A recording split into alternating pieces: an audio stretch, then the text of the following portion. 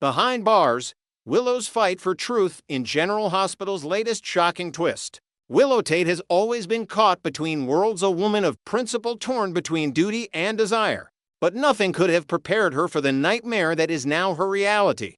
Behind the cold steel bars of a prison cell, accused of a crime she didn't commit, Willow faces her darkest hour yet. The charge, shooting Drew Kane.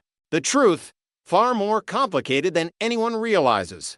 The prison walls seem to close in around her with each passing day. Willow maintains her innocence with quiet resolve, knowing deep in her heart that someone has deliberately framed her. Someone with motive, means, and opportunity. Someone who wanted her to take the fall. But who and why? As she grapples with these questions in the suffocating silence of her cell, an unexpected encounter would soon shake the very foundations of her identity. The stranger in cell block D. It was on an ordinary Tuesday morning when everything changed. Willow was returning from breakfast in the prison cafeteria when she noticed a new face among the inmates. The woman was older, with weary eyes that had clearly seen too much of life's cruelty.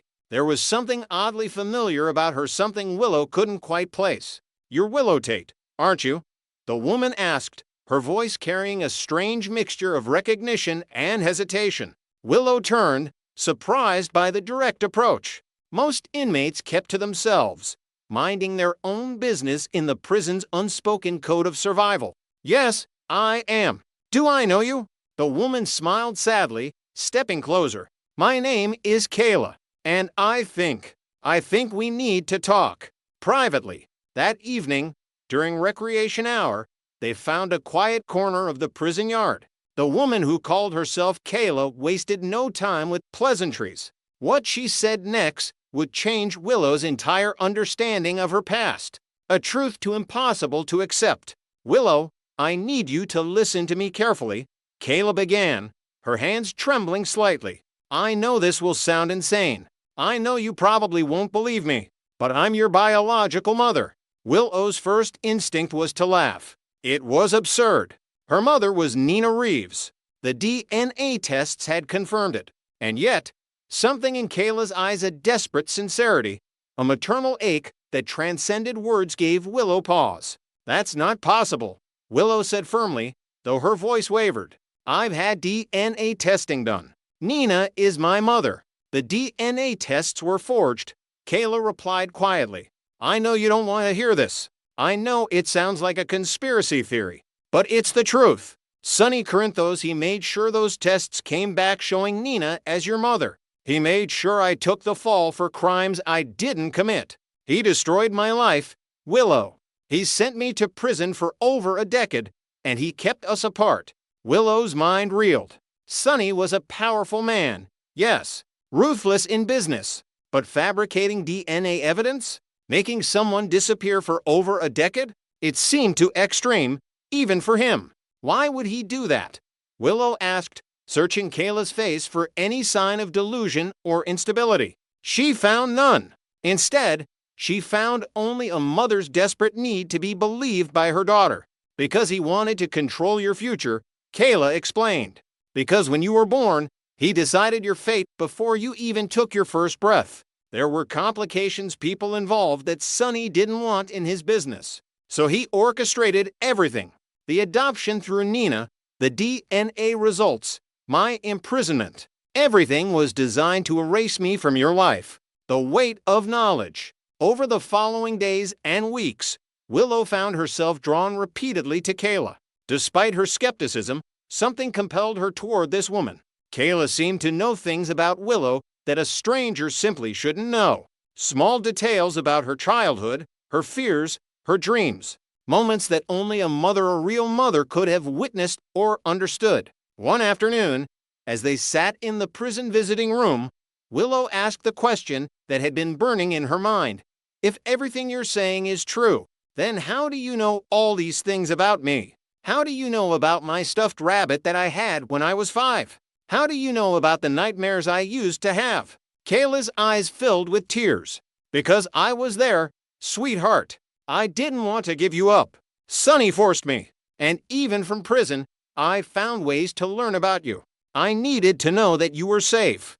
that you were happy, that you were becoming the wonderful woman I knew you could be. The raw emotion in her voice struck Willow deeply. She wanted to believe, and yet, her rational mind rebelled against the idea. Her entire life had been built on the foundation that Nina Reeves was her mother. To accept Kayla's story would mean dismantling everything she thought she knew about her identity. I don't know what to believe, Willow admitted, her voice small in the echo of the visiting room. Even if what you're saying is true, the DNA evidence can be redone, Kayla interrupted gently. Once you get out of here, Willow, once you're free, you can demand new testing.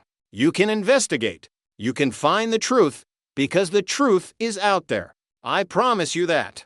Shadows of doubt. That night, locked in her cell, Willow couldn't sleep. She stared at the ceiling, turning Kayla's words over and over in her mind like a puzzle with pieces that didn't quite fit. On one hand, the woman was a stranger, someone she'd met mere weeks ago. Why should she trust her? Why should she believe such an extraordinary claim? But on the other hand, there was an inexplicable connection between them. Kayla didn't ask for anything from her. She didn't demand forgiveness or reconciliation.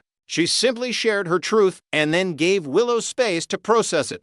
That restraint, that respect for Willow's autonomy, seemed to speak to something deeper and more genuine than any lie. Willow also couldn't ignore Kayla's knowledge. Yes, much of it could theoretically be obtained from public records or social media. But the intimacy of certain details, the specific way she remembered Willow's laugh, the exact color of the stuffed rabbit, the precise nature of those childhood nightmares, these things seemed beyond the reach of someone's investigation. They felt like the memories of someone who had actually been present.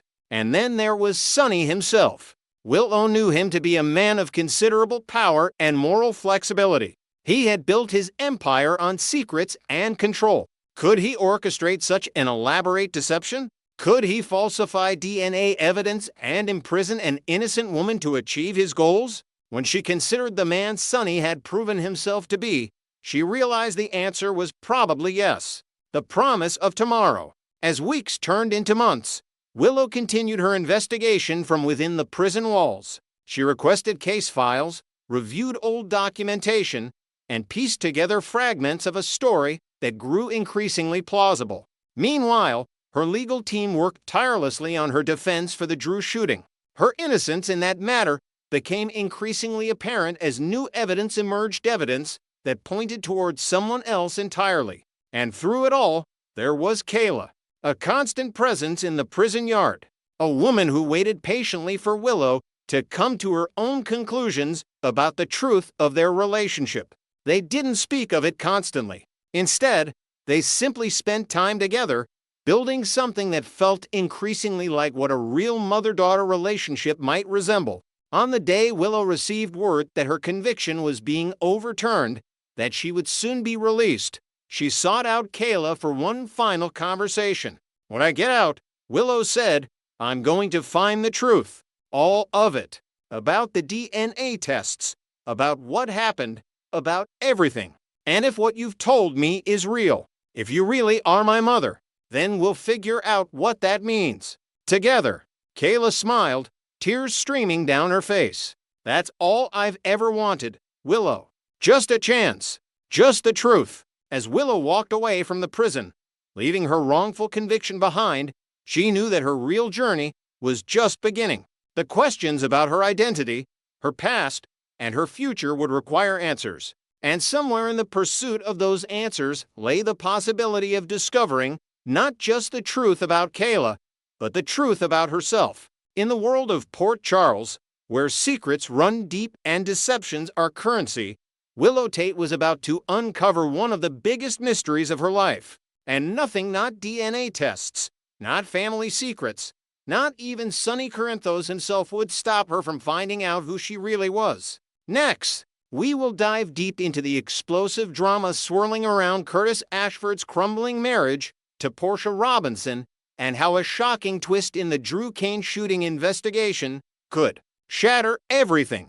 In the high-stakes world of Port Charles, Curtis Ashford has been riding a roller coaster of emotions as he navigates the final stages of his divorce from Portia. What started as a glimmer of hope for Curtis finally untangling himself from a union that's been more toxic than tender has now hit a devastating snag. Picture this: Curtis, ever the resilient investigator at his core, was practically beaming when he confided in his father, Marshall Ashford, about the impending freedom on the horizon. He envisioned a clean break, one that would allow him to pursue the lingering sparks with his ex-wife Jordan Ashford without the weight of legal ties holding him back. But just as the dust seemed to settle on their marital woes, fresh evidence emerges pointing a damning finger straight at Portia as a potential suspect in the attempted murder of Drew Kane. This revelation isn't just a plot twist, it's a seismic shift that could drag Curtis right back into the chaos he thought he'd escaped, forcing him to confront whether his soon-to-be ex is hiding darker secrets than he ever imagined. As the investigation into Drew's shooting gains momentum, Curtis finds himself caught in a web of suspicion and betrayal that hits closer to home than anyone anticipated. The light at the end of the tunnel he so desperately needed closure on the divorce and a shot at rekindling things with Jordan flickers dangerously. New forensic details, perhaps an overlooked witness statement or a suspicious timeline mismatch, suggest Portia's involvement far more directly than before. Curtis, who has spent months piecing together his own life post-separation, now reels from the possibility that the woman he once vowed to protect might be capable of such violence. This isn't mere gossip, it's a bombshell that could prolong their divorce proceedings indefinitely, binding him to Portia through court dates, depositions, and endless scrutiny. Imagine the internal turmoil. Curtis weighing his loyalty to family against the betrayal, all while the town buzzes with whispers of scandal. Will this force him to second-guess every shared moment, every promise broken, and ultimately delay his dreams of a future with Jordan? Delving deeper into the murky optics surrounding Portia's secrets, the Port Charles Police Department remains blissfully unaware of the tangled personal dramas unfolding behind closed doors. Curtis, too, has been in the dark about Portia's clandestine rendezvous with the enigmatic Isaiah Gannon, a liaison that's about to explode into full view. As detectives zero in on alibis for the night of the shooting, Portia faces an interrogation that could unravel her carefully constructed facade. Under the harsh lights of the precinct, she'll have no choice but to admit she was entangled in a passionate encounter with Isaiah, far from the scene of the crime.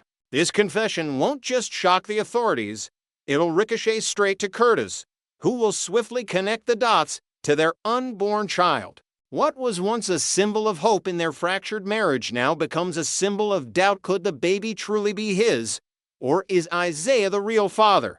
Portia grapples with the weight of her deception, torn between the lesser evil of being labeled a shooter and the humiliating truth of an uncertain paternity that could tarnish her reputation forever. In this whirlwind of lies and revelations, Portia's dilemma boils down to a brutal choice: endure the stigma of potential guilt in a high-profile shooting, or expose the raw vulnerability of a pregnancy shrouded in mystery. The town already views Drew as a polarizing figure. His bold business moves and romantic entanglements have earned him more enemies than allies, so accusing Portia of targeting him might paint her as a vengeful force in a narrative that grips viewers.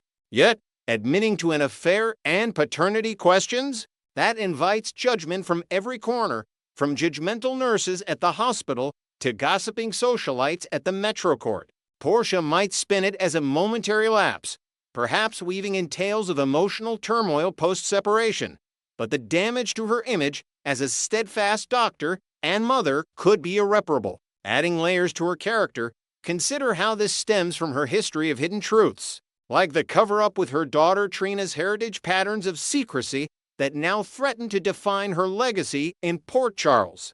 Turning to Curtis's shattering realization, the moment Portia drops the pregnancy bomb during her tearful confession will hit him like a freight train, amplifying the pain of yet another betrayal. He's already endured the emotional whiplash of their rocky relationship, from infidelity suspicions to therapy sessions that went nowhere. Learning that she allowed him to believe the child was his, nurturing that illusion through doctor's visits and ultrasound scans, will crush his spirit. Curtis, a man who prides himself on intuition and street smarts from his pie days, will replay every intimate conversation, every hopeful glance, questioning if Portia ever intended to come clean or if she planned to trap him in yet another paternity nightmare akin to past family scandals.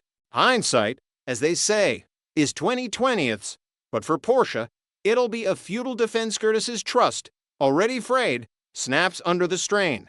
Inventing a new angle, perhaps Curtis uncovers a hidden text message or a forgotten receipt from Isaiah's apartment, fueling his paranoia and making reconciliation seem impossible. Yet, despite the fury boiling inside him, Curtis faces an agonizing crossroads that tests the depths of his character. On one side, the urge to walk away from this serial deceiver tugs at him fiercely. He's done playing the fool in a marriage built on sand.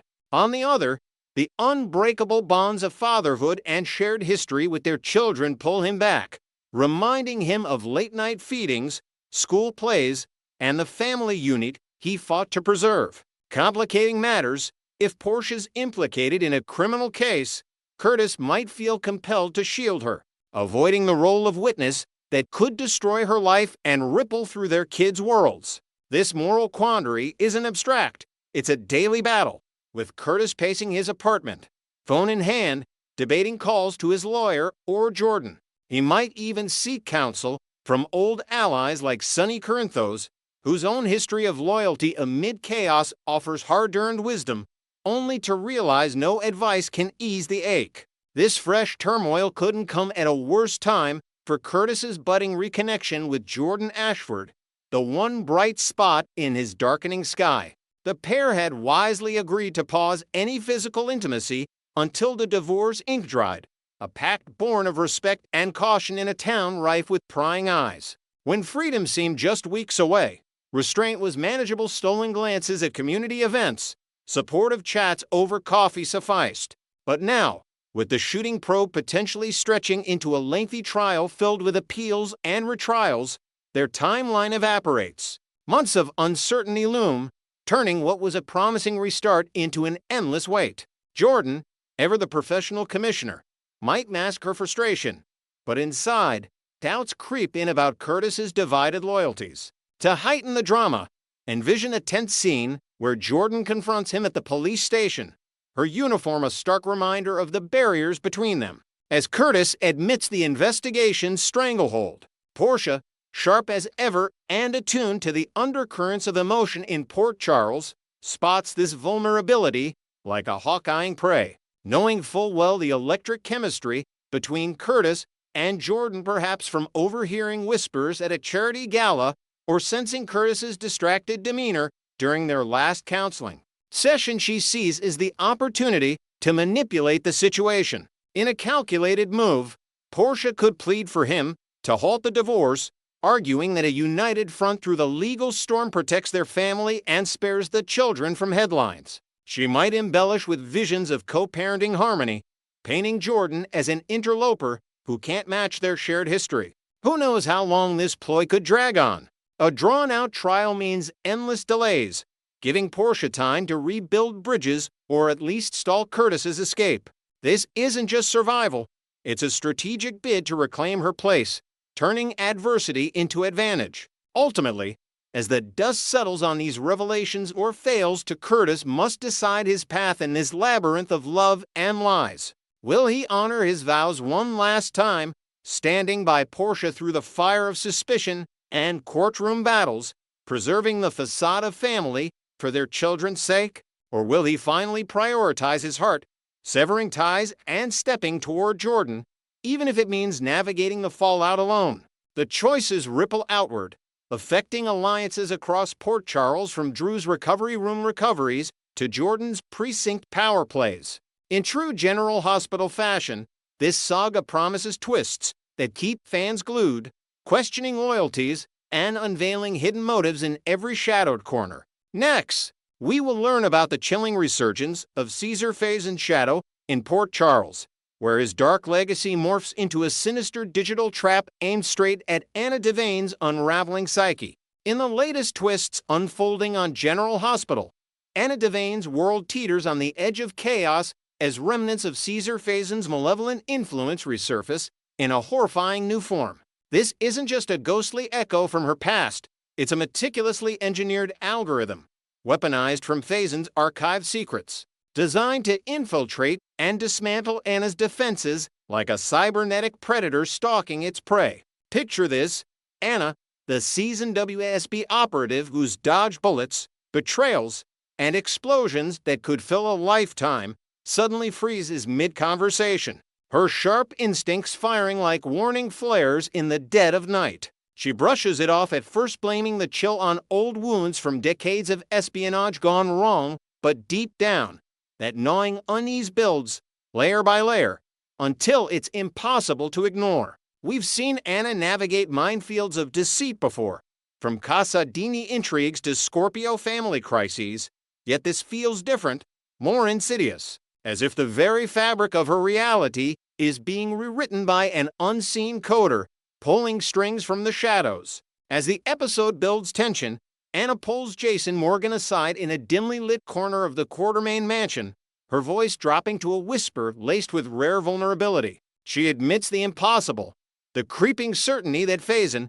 the obsessive Dane who haunted her for years, might not be as buried as everyone thought. Jason, ever the pragmatic enforcer with his own graveyard of ghosts, leans in with a steady gaze, countering that it's likely just poor Charles' latest round of psychological warfare enemies dredging up her deepest scars to throw her off balance. He points out how the town's villains, from the ever-scheming Casadinis to shadowy DVX operatives, love exploiting personal demons, much like they did with his own presumed deaths and resurrections. Anna nods, almost convinced, her fingers tracing the edge of her coffee mug as she forces a tight smile. But the doubt lingers like fog over the harbor. This exchange isn't mere filler. It's a masterclass in character depth, showcasing Anna's evolution from ice-cold agent to a woman grappling with the human cost of her endless battles, while Jason's reassurance highlights his growth into a reliable confidant beyond mere muscle. But denial crumbles the moment Anna slides into her sleek black sedan outside Kelly's diner, the engine humming to life under the flickering streetlights. She inhales sharply, steeling herself for another night of stakeouts and secrets, when a gloved hand clamps over her mouth from the back seat. Swift, silent, professional. The world blurs into a haze of chloroform and struggle. And when clarity returns, she's bolted to a rusted metal chair in what looks like an abandoned Cold War-era bunker, the air thick with damp concrete and the metallic tang of fear. Shadows dance from a single bare bulb swinging overhead, casting elongated silhouettes that twist like accusations. Then, crackling through a hidden speaker, comes the voice, a guttural Danish lilt, warped by electronic filters into something unearthly, reciting fragments of conversations only Faison could know, taunts about her daughter Robin, jabs at her failed romances, whispers of possessions long buried. It's not a man, it's a machine mimicking madness, piecing together audio snippets from Faison's life to create a phantom that feels achingly real. This kidnapping sequence elevates the stakes, transforming a standard abduction into a psychological thriller, where the real horror lies not in chains, but in the erosion of trust in one's own senses. Delving deeper into the mechanics of this nightmare, the voice's precision suggests a high-tech reconstruction far beyond simple recordings. Think a bespoke AI algorithm, fed on terabytes of surveillance footage, intercepted DVX transmissions, and even Liesel Obrich's cryptic journals from her time as Faison's twisted muse. General Hospital has a storied legacy of mind-bending tech, from memory serums that rewrite histories to holographic disguises that fool the eye. So this digital Faison fits seamlessly into the canon. Imagine the villain behind it, perhaps a rogue Casadini scientist, bitter over past defeats, or a DVX holdout seeking revenge by uploading Faison's essence into a neural network. The algorithm doesn't just speak, it anticipates Anna's reactions, pulling from predictive models based on her behavioral patterns during interrogations years ago. This twist opens doors to endless speculation. Could it evolve, learning from Anna's responses to become more convincing? or even interface with Port Charles' smart grids to orchestrate real-world traps. It's a brilliant narrative pivot, blending soap opera drama with cyberpunk elements, forcing viewers to question if true evil can ever die or if it simply reboots in silicon form. Anna's torment traces back to the indelible scars Faison carved into her soul, a saga that spans episodes, seasons, and her entire arc on the canvas. Long before this bunker horror, Faison wasn't content with fleeting obsessions. He wove himself into the core of Anna's existence, turning her strengths, her intelligence, her loyalty into weapons against her. Recall the Duke Lavery impersonation, a deception so thorough it shattered her budding happiness and left Robin forever wary of trust. Or the heart-wrenching abduction of young Robin, hidden away in some European lair while Anna tore through shadows to reclaim her. Faison's gifts were never benign. One chilling instance involved staging a mock family reunion with a fabricated child, a grotesque parody of the life Anna craved but could never hold steady amid her covert ops. These weren't isolated incidents, but a relentless campaign, where Faison morphed from distant threat to omnipresent specter, his Danish whispers infiltrating dreams and decisions alike. Even in death, his explosive end aboard the haunted star. Verified by autopsies and Ulbricht's grief-stricken vigil, his tendrils lingered through alliances with the Casadini's biotech labs and the DVX's black market archives. This history amplifies the current peril. Hearing that voice isn't revival, it's violation, a digital desecration that reopens every healed wound with surgical precision. Analyzing the broader implications, General Hospital's embrace of this storyline could redefine villainy in daytime TV, shifting from flesh and blood foes to intangible algorithms that hack the human spirit. Anna's entrapment forces her to confront not just external chains, but internal fractures, doubting allies like Jason, questioning her sanity amid the voices' escalating monologues that dredge up forgotten DVX experiments on mind control. Invent a new layer. Suppose the algorithm incorporates Faison's unfulfilled obsessions, generating personalized hallucinations via hidden projectors in the bunker, showing phantom visions of alternate lives where he won her over, or tie it to current Port Charles plots, like Valentin Casadin's tech empire unwittingly supplying the hardware, creating alliances ripe for betrayal. Fans have theorized for years about memory transfers post-Faison's demise, especially after Ulbricht's rants about preserving his genius, and this delivers on that promise without cheap resurrections. It's a testament to GH's bold writing. Anna battles not a corpse reanimated by lightning, but a code that evolves, adapting to her countermeasures like a virus mutating in real time. Her escape, when it comes, might involve hacking the system herself, perhaps enlisting Felicia's street smarts, or Mac's police tech turning the tables in a climactic fusion of brains and brawn. Yet, beneath the gadgets and ghosts, this arc humanizes Anna profoundly, peeling back layers to reveal a woman whose iron will was forged in fire, but tempered by loss. Faison's shadow didn't just stalk, it redefined her relationships, from her fractured bond with Robert Scorpio to her guarded mentorship of younger agents like Dante Falconeri. In the bunker's gloom, as the voice drones on about unfinished business, Anna's flashbacks aren't passive, they're active reckonings, intercut with present-day resolve as she tests the chains, scanning for weaknesses in the room's rudimentary security. At an invented twist, the algorithm glitches momentarily, revealing code signatures linked to a surprising figure, maybe a long-lost DVX colleague seeking redemption, or worse, someone close like Holly Sutton with hidden motives. This vulnerability showcases Anna's resilience. She's survived torture chambers before, emerging sharper, but here the enemy is eternal, deletable yet reloadable. As the voice crescendos, promising eternal possession, Anna's eyes harden, hinting at a counter-strike that could expose a larger conspiracy threatening all of Port Charles. Viewers, brace for ripples. If digital Faison can target Anna, who else might fall to these spectral simulations, from Sonny Corinthos' paranoia to Carly Spencer's business empire? In wrapping up this explosive spoiler dive, General Hospital masterfully revives Faison's terror without undermining his grave, crafting a foe that's as contemporary as it is classic. a program phantom exploiting Anna's unhealed fractures for maximum dread. Stay tuned for how she unravels this digital web, because in Port Charles, yesterday's deadliest enemies are tomorrow's deadliest code.